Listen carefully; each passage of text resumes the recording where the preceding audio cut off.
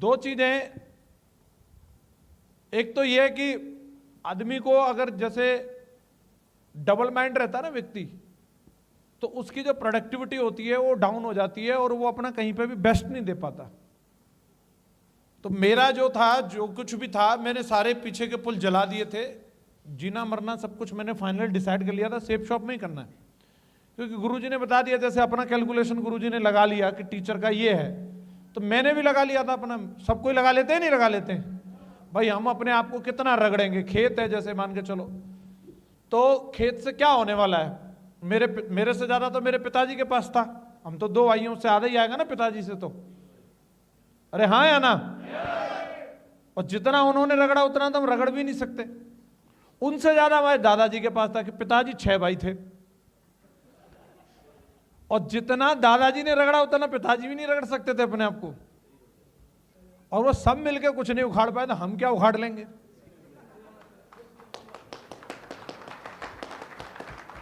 बताओ, अगर हम ज्यादा वीर बहादुर बन रहे हैं तो हम उनकी मेहनत पर शक कर रहे हैं।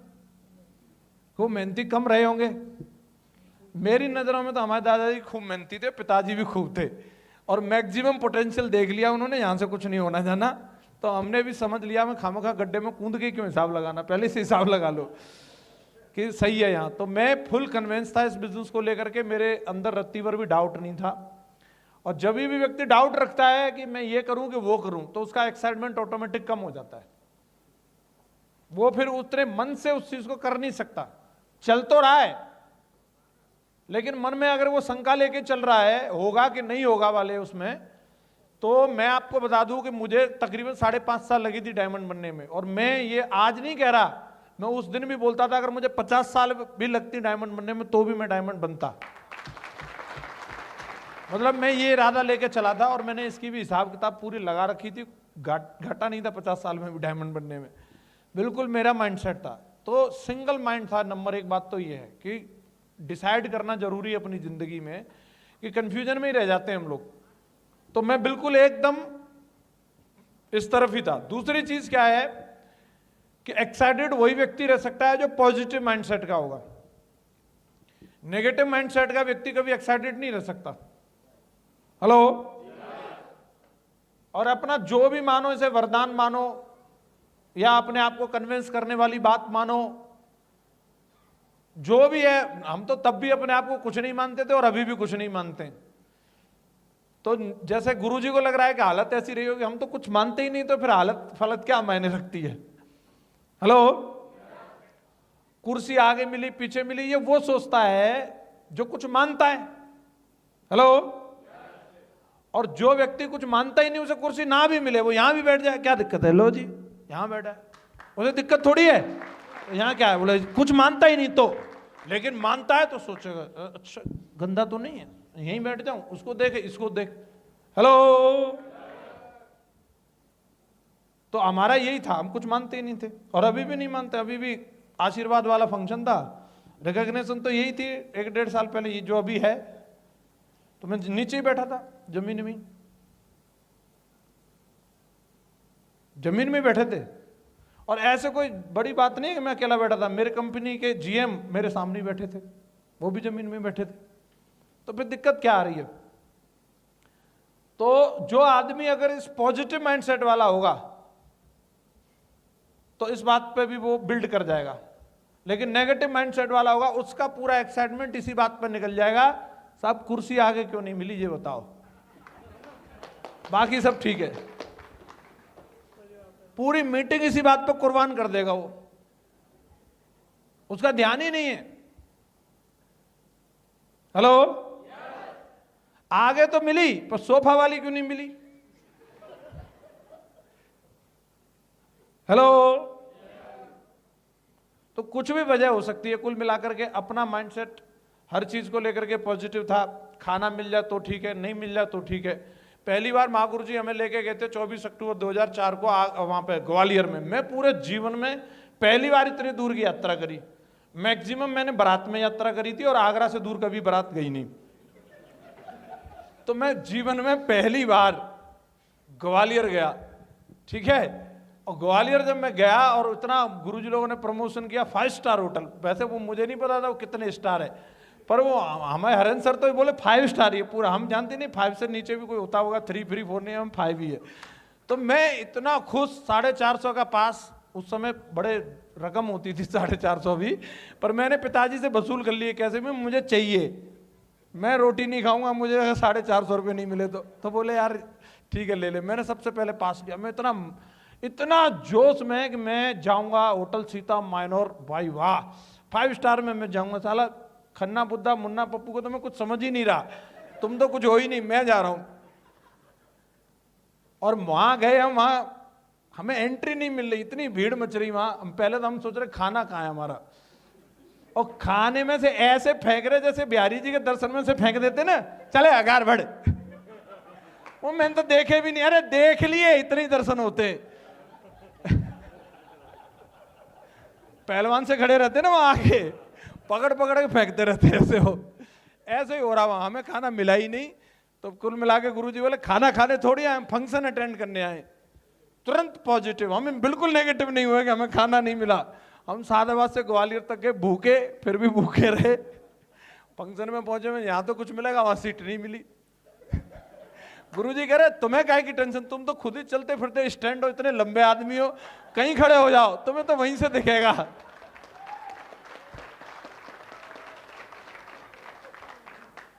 आदमियों को फंक्शन में जाने के ये 2 जोश रहते हैं, खाना बढ़िया मिल जाए, फंक्शन में बैठने की सीट मिल जाए, दोनों कैंसिल, न खाना और न सीट। हेलो, भीड़ इतनी, कुछ भी पता नहीं चल रहा वहां क्या हो रहा है, पर हाँ कुछ हो रहा है, तगड़ा हो रहा है। सब ताली आगे से बजाते थे, हम भी पीछे से बजाते थे। ओ मैं ये सोचता था इतने सब लोग हैं, ये सब पागल नहीं है, और तू इनसे ज्यादा चतुर नहीं है, जब ये सब कर रहे हैं तू भी कर ले।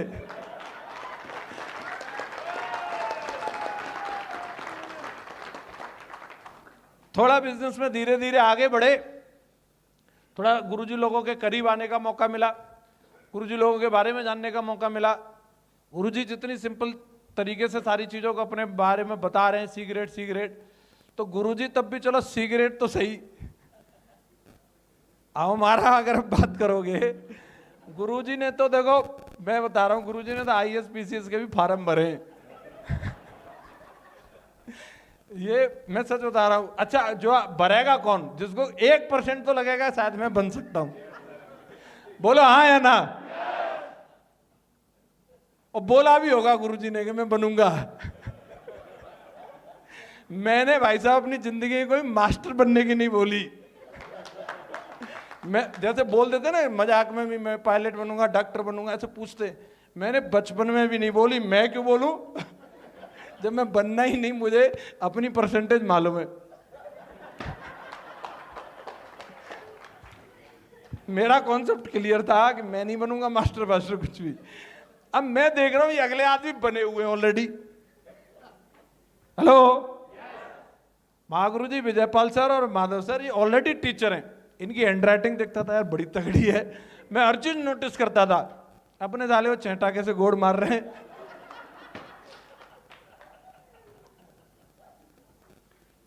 मेरे पिछले 19-20 साल में मेरे जीवन में मैं मानता हूं मेरी जिंदगी में सबसे बुद्धिमान आदमी यही 2 लोग हैं,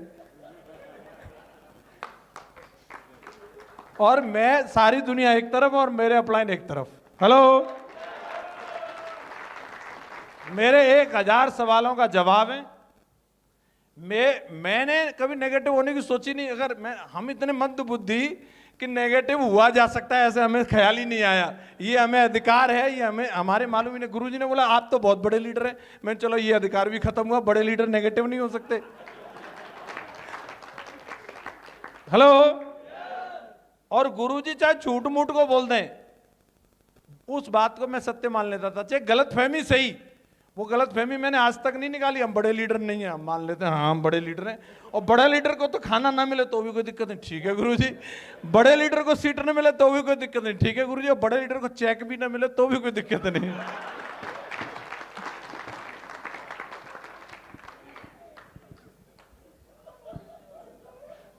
और मैं एक बात जानता हूं,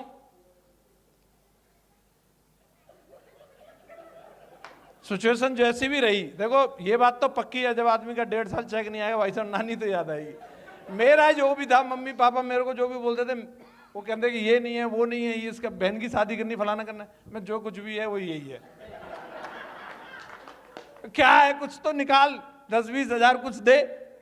मैं जो कुछ भी है वो यही है। एक पैसा नहीं। एक झूठी आस बधाई मैंने उनको पूरे जीवन में कि मैं 2 लाख रुपए की लोन करा सकता हूं, और वो भी करीबन 8 महीना चक्कर काटने के बाद हुई नहीं। फाइनली 6.5 लाख का कर्जा और हो गया उसके चक्कर में। वो मैंने बाद में सरप्राइजली बताया उनको। कुल मिलाकर के ये है, मैंने यही माना, जो कुछ भी था, संघर्ष था, कॉम्प्रोमाइज भी था, अच्छे कपड़े नहीं थे, एक आध बार डांट भी खानी पड़ी। एक बार एक तो सीनियर ने बहुत ज़्यादा डांट दिया था। ये ना एक मेरे पास, और गुरुजी ने एक ब्लेजर, एक कोट साथ दिलवा दिया था राजा मंडी से, तो मेरे को वो बहुत अच्छा लगता। गुरुजी ने दिलवाया तो ज़्यादा ही तगड़ा होगा, मैं मानता था ऐसा, और मैं उसी को पहन के घूमता रहता। इतना पहना मैंने, मुझे ये भी नहीं पता ये ड्राई क्लीन भी कराया जा सकता है। और वो थोड़ा छोटा भी था, मैं लंबा हूं। गुरुजी ने बोला नहीं नहीं आजकल ये फैशन चल रहा, थोड़ा शॉर्ट पहनते।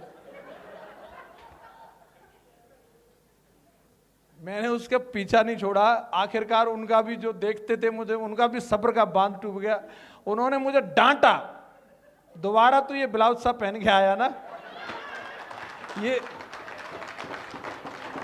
अब सुन लो, तुम लोग ताली बजा रहे हो तो साले तेरी एंट्री नहीं होगी मीटिंग में। ये बोल के वो निकल गए वहां से। मैं वहां खड़ा खड़ा रो गया। उसके बाद फिर मैं गया नल पे पानी वानी तो मुंह धोया। मैंने कहा कोई बात नहीं गुरुजी, एक दिन साला कोट की फैक्ट्री लगा देंगे, कोई दिक्कत नहीं।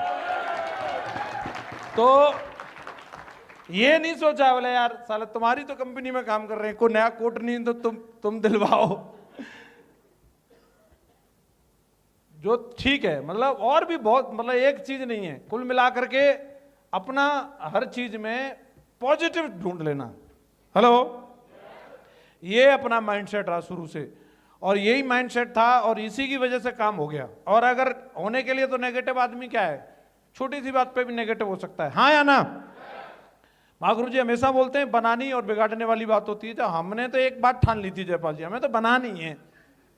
हेलो, तो निभानी है तो आदमी कैसे भी निभा लेगा, हाँ या ना। जैसे मियाँ बीबी को निभानी होती है, उसको पता है मुझे भी इससे बढ़िया मिलेगी नहीं, और इसको भी मुझे छोड़ के जाना नहीं, क्योंकि जाना होता तो चली जाती है अब तक।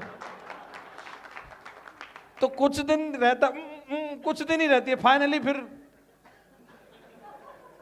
हो ही जाता है सॉरी सारी बोल बाल के, बर्तन वर्तन खटका खुटकू के। तो अपना भी वही है, अपने को मालूम है इससे बढ़िया कुछ है ही नहीं अपने लिए। तो फिर खामों का नाटक किस लिए करना, जो कुछ भी करना दमदारी से इसी को करना है। हेलो, दूसरी बात मैं एक चीज कहना चाहूंगा कि मैंने जो कुछ भी मैं कर सकता था उसके लिए मैंने अपना बेस्ट दिया। मुझे ये नहीं मालूम कि भाई वो कितना अच्छा है, मैं अभी भी दावा नहीं करता इस बात का, पर मैंने अपना जितना मैं कर सकता था, क्योंकि मुझे पता था ये लास्ट चांस है। जिंदगी ज्यादा मौके नहीं देती, पहले मौका दिया पढ़ाई लिखाई का, सबको मिला, हम हाँ या ना। निश्चित रूप से वो बहुत बढ़िया है। जो लोग अभी पढ़ाई लिखाई कर रहे हैं स्कूल में कॉलेज में, तो बेस्ट दो, वहां से बहुत सारे पोटेंशियल है अगर आपके अंदर है। तो मेरा मानना है यस, आप दूसरे सुंदर पिचाई आप भी हो सकते हैं, बेस्ट देना चाहिए। लेकिन मैं वहां पे चूक गया, जो भी है नहीं दे पाया। फिर जो और मौके मिले, जैसे पिताजी ने दुकान खुलवाई, उसको भी चूक गए, कुछ नाटक कर करा करके, अरे बोले ये कुछ नहीं बकवास है ये वो, पिताजी को समझा दिया हमने। तो पिताजी बोले भाई हमने 30 साल दूध का काम किया, इससे बढ़िया कोई काम नहीं है, दूधिया बन जा। तो उन्होंने डेयरी खुलवा दी। कुछ दिन मैंने जोश में वो भी चलाई, फिर पिताजी को समझा दिया मैंने।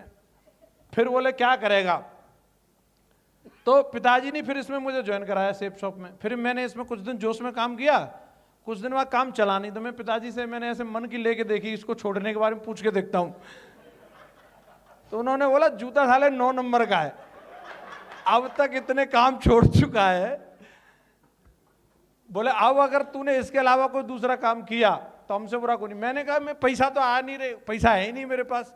बोले तू सिर्फ डायमंड बन, और डायमंड बनने में अगर एक आध बीघा खेत भी बिक गया तो तू टेंशन मत लेना, तू डायमंड बन। तो मेरा बिल्कुल माइंड सेट हो गया। मैंने कहा यार पिताजी की भी यही इच्छा है और मैं भी इसी के लिए बना हूं। और खास बात ये थी कि वक्त जब बुरा होता है तो सलाह की माँ गुरु जी ने बोला, जीवन साथी भी कई बार आपकी वैल्यू नहीं समझ पाते। जब मेरा वक्त ऐसा चल रहा था तो मेरी मैडम ने खुद मेरे को बोला, और कहां तक आदमी किसी को बोल सकता है कि मेरे जो बहनोई हैं उन्होंने मतलब उनको घर में बातचीत किया। मेरी सिस्टर न्यूली मैरिड थे तो वो इतना ज़्यादा ना तो मेरे संघर्ष को उन्होंने जाना था। 2-3-4 महीने हुए थे शादी को। नितिन जी उनको बहुत बढ़िया से जानते हैं। नितिन जी की एक आंख नहीं बनी उनसे शुरू से, क्योंकि वो हम लोगों की बहुत मजाक उड़ाते थे। वो बाकी कंपनी बाकी लोगों की तरह जो उन्होंने दिल्ली विल्ली में देखा था वैसे ही समझते थे हमें। तो उनसे जैसे घर में परिवार में बातचीत हो रही, आदमी जो दामाद होता है उससे तो घर की बात बता ही सकता है, सिचुएशन फाइनेंशियल स्टेटस वगैरह सब पता रहता है। मुझे मेरी ससुराल की पता तो उनको पता था। तो उनको बोला कि कोई नौकरी अगर इसके लायक कुछ हो। मेरी मैडम ने बोला कि आप जिया जी कुछ करवा दो, इनका भी कुछ करवा दो। मैं कुछ नहीं बोल रहा, मैं तो चुप ही बैठा था अपना, जो भी मैं ठीक है ये लोग बात कर रहे हैं करने तो करनी तो मुझे ये नौकरी करनी है कि नहीं करनी ये तो मैं डिसाइड करूंगा। तो उन्होंने बोला देखो डिग्री डिप्लोमा के हिसाब से किसी मॉल में या बैंक में सिक्योरिटी गार्ड की मिल सकती है। और उन्होंने तनख्वाह वनख्वाह भी बताई 8-10 हज़ार तो मिल जाएंगे। वो तो ये बात बोल के चले गए, पर मैडम के दिमाग में ये बात घर कर गई। और मैडम ने 4-5 दिन बाद मेरे को बोला उसमें भी क्या बुराई है, कर नहीं सकते तुम, कर लो। सिचुएशन आदमी ना जब मरता क्या नहीं करता वाली बात होती है, क्योंकि वो हालातों को वो भी देख रही थी। बहुत सारी ऐसी चीजें होती है, मेरे पास 100 रुपये तक नहीं थे जब आदमी, क्योंकि अगर मैं आपको बताऊंगा मैडम ने अगर ये बोला तो क्योंकि मैडम ने मेरे से भी ज़्यादा फेस करना पड़ा होगा उसको, कई जगह बेइज्जती हुई होगी या सिचुएशन हुई होगी। किस्सा बताऊंगा तो पूरी इसमें निकल जाएगी। मतलब ये हालत थी मेरी कि मैं उसको लेने गया तो वहां तक जाने के लिए मेरे पास पेट्रोल का जुगाड़ नहीं था। हिला हिला के मोटरसाइकिल लेके पहुंच गया मैं। लौट के आएंगे तो उसी से पैसा लेके डलवाएंगे, और धोखा देगी मोटरसाइकिल पंप से पहले ही। पैसा तो मिल गए मैडम से 50 रुपए, अब पंप तक जाने के लिए तो 2 किलोमीटर पैदल खींचना पड़ेगा। मैडम का चेहरा लाल, इतनी तो डलवा के रखता कि लौट के पंप तक पहुंच जाए। अब वो इतना गुस्सा कर रही कि मैं, अब क्योंकि भाई उसकी घर है वहां पे, तो जहां उसका मायका रहता वहां एक थोड़ी रेपुटेशन तो रहती है, झूठी सही सच्ची सही। हेलो, अब वहां पे अगर उसका पति वो बाइक खींच रहा है बिना पेट्रोल के, वो पैदल चल रही है, तो कितनी बेइज्जती थी।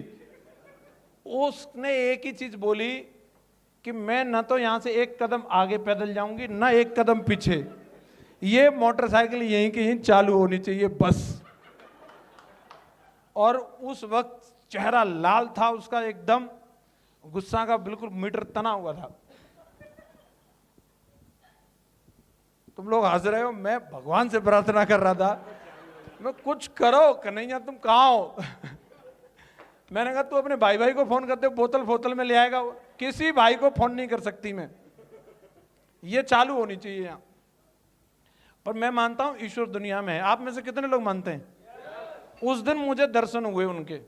मैंने उनका नाम लेके टंकी खोली और टंकी में पेट्रोल बज गई। बजने का मतलब साला 10 किलोमीटर जाएगी वो।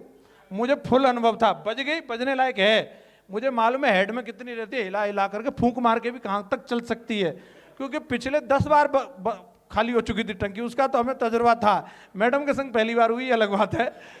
तो जैसे बजी मैंने कि पेट्रोल तो है, अरे मैं तू टेंशन मत ले। अभी मैंने थोड़ा उसको हिलाया डुलाया, फूंक मारी और पंप तक पहुंचाया।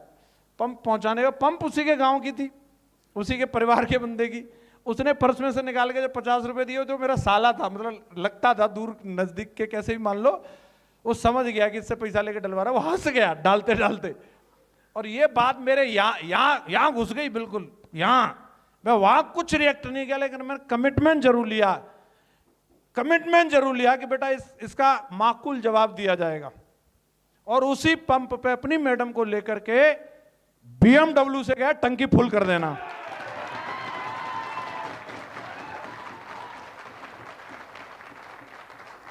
तो जिंदगी है साहब। आप, मैं जानता था कि अभी लोग मेरे बारे में कुछ भी बोले, पर लेकिन 3 साल से जिस चीज के लिए मैं ट्रेंड हो रहा हूं, महागुरु जी लोगों की ट्रेनिंग ले रहा था लगातार, ग्रेवाल सर की, महागुरु जी, जैन साहब की, सब लोगों की, जिस चीज के लिए मैं ट्रेंड हो रहा हूं, प्लान करने के लिए, फॉलोअप करने के लिए, मीटिंग करने के लिए, मैं जिस चीज के लिए ट्रेंड हो रहा हूं, मेरा कोर एरिया जो है, मुझे उसी में परफॉर्म करना चाहिए। रिजल्ट नहीं आ रहा ये अलग बात है, लेकिन आएगा, इस बात का मुझे पूरा भरोसा है, और आएगा, जरूर आएगा, मुझे इस बात का भरोसा है। इस बात को लेकर के मैं श्योर था, और वक्त आया और मैंने उसको मेंटेन करके रखा तब तक, जब तक वक्त आ नहीं गया।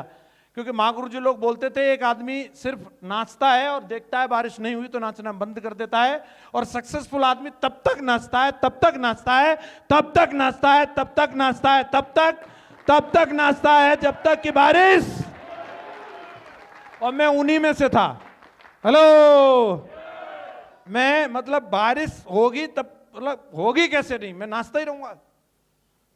और मेरा कोर एरिया यही था, और मेरे को मालूम था अगर मैंने अभी प्रोफेशन चेंज किया तो जिंदगी सिर्फ प्रयोगशाला बन के रह जाएगी, और इससे ज्यादा कुछ नहीं। तो इसलिए मैंने जिस चीज के लिए खुद को ट्रेंड किया था, प्लान, फॉलोअप और नेटवर्क मार्केटिंग के लिए मैंने ट्रेंड किया था, एक शुरू के 3 से 4 साल में 1 लाख सेट हुई। फिर मुझे मालूम था ज्यादा वक्त लगेगा नहीं, फिर अगले 1.5 साल में दूसरी लेकर ऐसी सेट करी कि उसमें सीधा डायमंड आया। आप में से बहुत सारे लोग इस तरीके के संघर्ष में होंगे, लेकिन कोई बात नहीं, आपकी ट्रेनिंग तो चल रही है, नहीं चल रही है? आप जो महागुरु जी बता रहे हैं, सिर्फ हमें फॉर्मेलिटी के लिए उन चीजों को नहीं करना है। रिजल्ट नहीं आ रहा तो कम से कम अपने आप को ऐसा ट्रेंड तो करो, ऐसा ट्रेंड तो करो, इतना ट्रेंड तो करो, इतना ट्रेंड तो करो, इतना ट्रेंड करो। मैं जब फिर, मेरे कपड़े अच्छे नहीं थे, उसकी वजह से मेरी अक्सर बेइज्जती होती रहती थी। जब हम जोधपुर में गए, वेन्यू में मेरे को वैन कर दिया, सिर्फ मेरे कपड़ों की वजह से। सिर्फ कपड़ों की वजह से, अच्छे कपड़े नहीं है, आप आ नहीं सकते। आज भी मेरी बटन टूट गई है, आप मत भगाना मेरे को। ये हालांकि अभी टूटे, कोट नया है वैसे। तो ये अक्सर होता रहता था मेरे साथ। कपड़ों की वजह से मेरे को वहां पे आने से मना कर दिया था। पर लेकिन मतलब मैं जो काम कर सकता था, जिस चीज के लिए मैं ट्रेंड था, वो काम मैं ऐसे करने की कोशिश करता था, या करता था कि बस पूछो ही मत। चाहे वो प्लान हो, चाहे वो फॉलोअप हो, चाहे वो 8 स्टेप ट्रेनिंग हो, जो भी काम दिया, मेरा ये मानना था। महागुरु जी लोग जब करते थे, मैं गुरु जी को देखता था कि गुरु जी जमा देते थे रंग, एकदम आज भी जमा देते हैं। तो मैंने कहा यार ऐसा ही बनना है कि कम से कम कहीं अगर हम रहें तो रंग जम जाए। पहली मीटिंग मैंने जो वहां पे जोधपुर में करी थी, उसमें 8-10 लोग थे।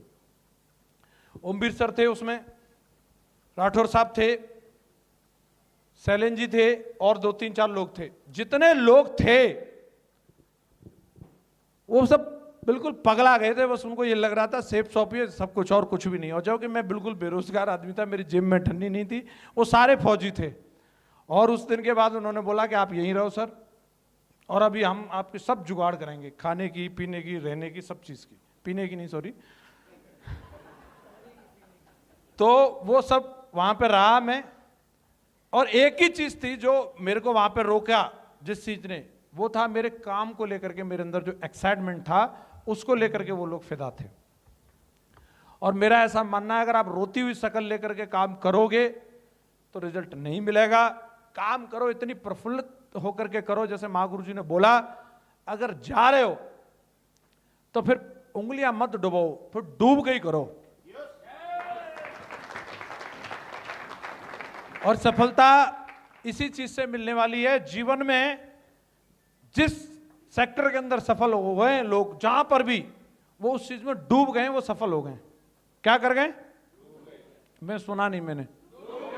क्या कर गए वो? और लोग डूब रहे हैं। कोई जाम में डूब रहा है, कोई शाम में डूब रहा है, कोई किसी की आंखों में डूब रहा है।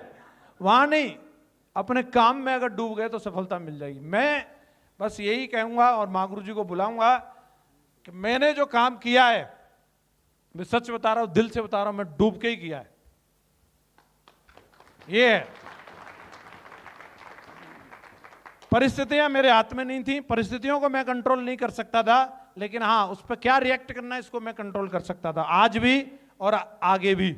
आपके जीवन में कभी दुख रहेगा, कभी सुख रहेगा, कभी सफलता रहेगी, कभी विफलता रहेगी, लेकिन उस पर रिस्पॉन्स क्या करना है ये हमेशा आपके हाथ में। हाँ या ना? एक्ट हो जाना वो हमारे हाथ में नहीं है। वो एक्ट कुछ भी हो सकता है, घटनाएं कुछ भी हो सकती हैं, बट उन घटनाओं पे हम क्या रिएक्ट करने वाले हैं ये हमेशा हमारे हाथ में।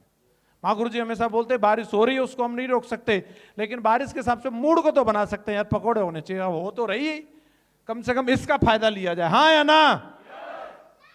तो जो हो रहा है, तो मैं उस वक्त में जो चल रहा था मेरा दौर असफलताओं का, मैं एक एक चीज को एक एक पन्ने पर लिख रहा था। मैं बेटा एक दिन ना ये पूरी किताब बनेगी, साला सुनाने के काम आएगी। मैं चलने दो अभी इसमें कितने पन्ने जुड़ रहे हैं। और आज भी हेलो हेलो, और आज भी ये कार्यक्रम जारी है।